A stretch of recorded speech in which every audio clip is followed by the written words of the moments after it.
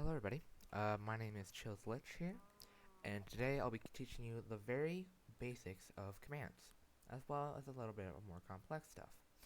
Today's being a more quiet video compared to my loud shouting videos. So, let's begin. I have been away because of the winter break, so hopefully this video will come out either today, which is Sunday, or Monday, depending on how long it takes for me to upload and edit this video. Alright, so we have our commands that's very basic called the game mode command. So /game mode and then say something like survival will put you into the survival setting. Survival makes it so you have a simple inventory with a crafting bench and you are able to break blocks and place them. However, you are unable to fly and you still have health and a hunger bar. A /game mode creative will make it so you're able to fly, you will not have the hunger and health bar, and you will not have the crafting bench. You will also have a limited supply of blocks, or an unlimited supply of blocks at your disposal, as well as every single block and item in the game. This is very helpful for builds and for just testing out new items. Now, there are a few more that a lot of people skip over. For example, the adventure mode. Adventure mode leaves it so you still have your health and your hunger bar, you still have a crafting table, and your armor, but unlike survival, you are unable to break blocks, no matter how hard you try. You are also unable to fly. Now, for the next one, and the last one we'll have to cover today, is Spectator. Spectator puts you into Spectator mode, where you are unable to access your inventory, at least physically, in order to be able to access players. You are also able to fly through objects and whatnot, but you are not able to interact with the world. For example, I cannot flip this lever, and I cannot punch this cow. When I try to punch the cow, instead I take its point of view. Now, you might have realized, Orion, what did you just do just now? Well, that right there is the F3, F4 command, which allows for a quick switch to whatever you use, whether that be creative, survival, adventure, or spectator. We'll say in creative. Now these are our command blocks. Command blocks are, to many people, the thing you have to learn, without a doubt. We'll borrow this and this for later. Now, however, I do not suggest learning command blocks before learning the very basics, especially in even some more complex stuff, even more complex than I'm about to teach you. But I will still go over the basics in case you wish to learn how to use them. We have, first off, is the command block. When pressing the button, and now it's raining, it will do one command. It's very similar to, say, a button, right? Where just a press will make it go. Now this is the repeating command block. Repeating command blocks are very similar to, say, something like a lever. Whenever you pull a lever, it repeats the command, right? And just like the repeating command block. Now this is a chain command. Chain command blocks are very similar to, say, something like repeater on zero tick, because it will only activate whenever there's another thing that tells it to activate. So if I say say test, and then I activate this command block, this will say hi to me. But it will only say hi whenever another command block is activating into it. Let me clear my inventory. Alright, so now we have our weather command, which is perfect because I can show off this. So /weather clear will slowly clear up the weather, creating it so no longer lightning strikes and no more rain. This is very helpful if you don't like rain and you don't want your base builds to be struck by lightning. /weather rain will cause it to start to rain, as it does say on the tin. Rain is very simple. It makes dogs look wetter, as well as turning tridents with the Riptide. That's not Riptide. With Riptide to allow you to fly. This isn't a Riptide Trident, so it's not going to do that.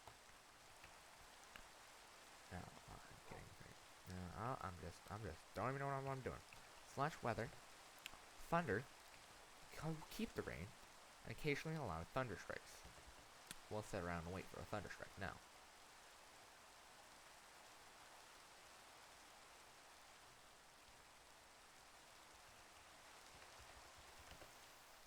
I'm going to actually summon a lightning strike, because that takes forever. So, see, lightning strikes, it's loud, it hurts, don't get hit by it.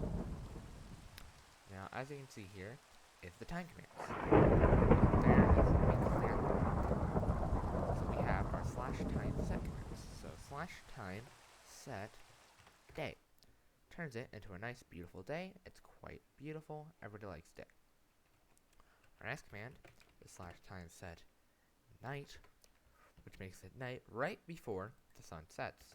In fact, actually, right. Let me clear this. I don't want fire to spread. I'm very professional, I promise. Now, we have the next command, which is slash time set midnight, which, as it says, the moon is right above us, and it's a clear, dark night. I do have my graphics very high to allow for me to be able to see during nighttime, but if you were to have your video settings at, say, 50%, this is what a nighttime would look like. It looks exactly the same, but it's a little bit darker. As you can see, it's very hard to see this. So slash time set noon is our next command, and it turns it a bright day with the sun right above us. See? Now, we are slash time add command. So slash time add 1D is slash time add by 1 day. This is very helpful if you want to skip forward a day, say something uneventful is happening, or you're waiting for, say, crops to grow for your design. So slash time add 1S, it adds 1 second to the clock. Alright? Now this can be helpful in multitude ways, as you can probably figure out, especially if you do it on higher quantities than 1S. So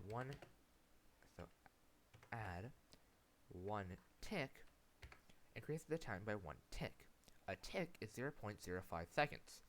This, as you probably have heard, is a 1 tick or 0 tick to however ticks type of farms, or just other type of items, right? So say a sword swings at 4.5 ticks. I don't think it does, but if it did, now you know what a tick is. I'm so professional. Now we have our time query. Time query, or query, means, what does it mean? It's a question to ask. So for slash time query day, it tells you how many days have passed. For us, it's only been 1 day, because I keep resetting and rewinding the clock. Slash time query day time will tell you what time it is in overhead, right? It's just the same as using a clock, as you can see here. Now slash time game, slash time query game time, rather, will tell you how long the server's been up. Now these, as you probably noticed, are all quantified in ticks rather than seconds. So this server, or world, has been up for 40,511 ticks. Now we have our next command, which is difficulty. So slash difficulty, easy, make it so mobs spawn, as you can see, a lot of slime because we're in a super flat, and it gives them a low amount of health and a low amount of damage. This is very nice if you want a simple, easygoing world that still has a little bit of a challenge to it. Now slash normal, or slash hard rather, will make it so they have an increased amount of health and an increased amount of damage. This is much more meant for harder worlds if you want more of a challenge whenever facing mobs. And if you combine this with, say, something like hard mode, it creates for quite the challenge. Now, difficulty, normal, makes it so they do the average amount of health and the average amount of damage. This is very helpful if you just want to give yourself a good bit of challenge, but not make it completely hard. This slime is slowly approaching us. So are these. Look at them. They're very cute.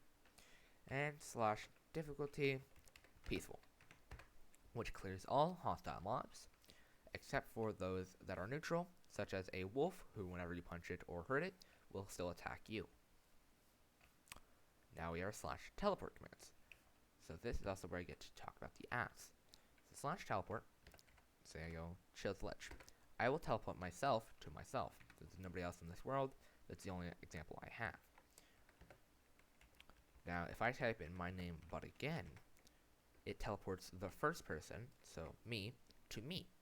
This is a /bring command.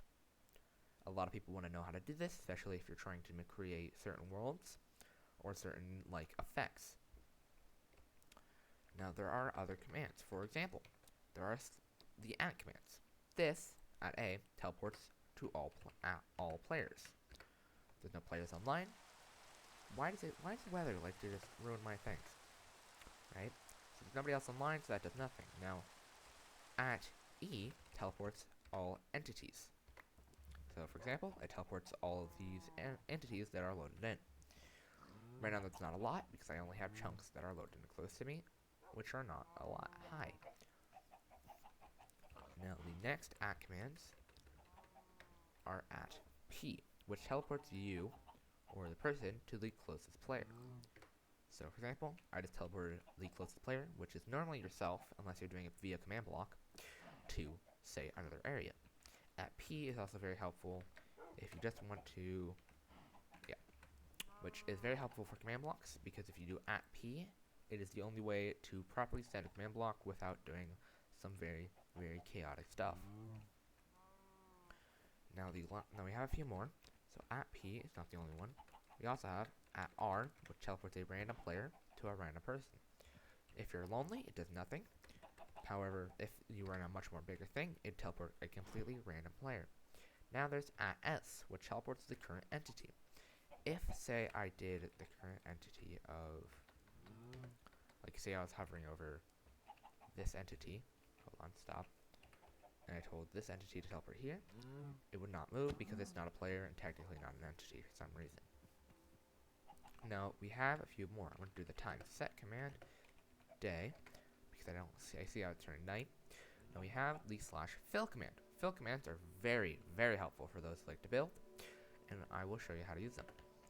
If you go up and do /fill with tilde, which is the button located right below the escape and right above the tab, you'll be able to change what it's saying. So, for example, say I wanted a glass block, which will be below me. See, just one glass block. Now, whenever you do this, it will always teleport or always place the block wherever your head is, not wherever your feet are. So keep that in mind. If you want a block to be here, and say I do this command, it will only place it right up below my head. Right?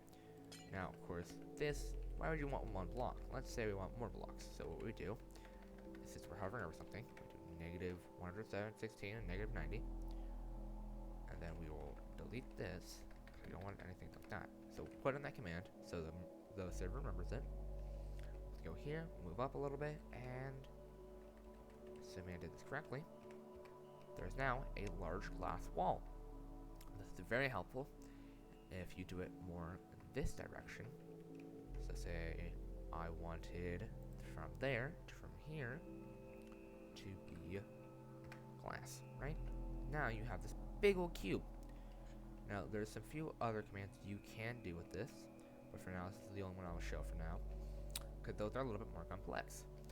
This is helpful if you want to fill in a large amount of water, or you just want for a large sturdy wall without you having to build it by hand.